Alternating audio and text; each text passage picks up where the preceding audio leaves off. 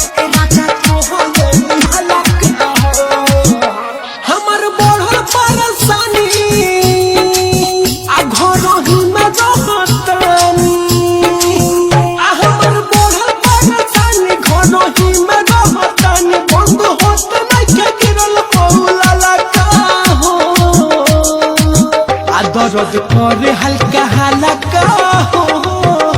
राजा तोहरे हलका हो दर्द करे हल्का हल्का हो राजा तोहरे हलका हो दर्द करे हल्का हल्का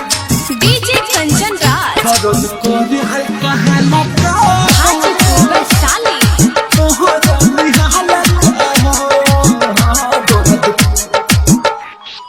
तू रहतनी सुतल न जाला हमसे उठल भइल हमर तबियत खराब हो कवन तू नशा में रहुआ राजा पियल करहुआ शराब हो पियल करहुआ शराब सुनो तू रहतनी सुतल न जाला हमसे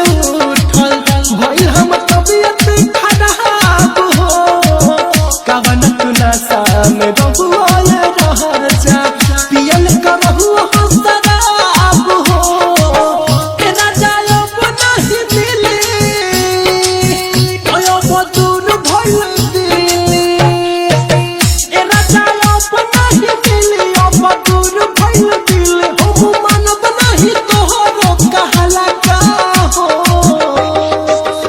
दर्द करे हल्का हल्का हो राजा तोहरे हलका हो दर्द करे हल्का हल्का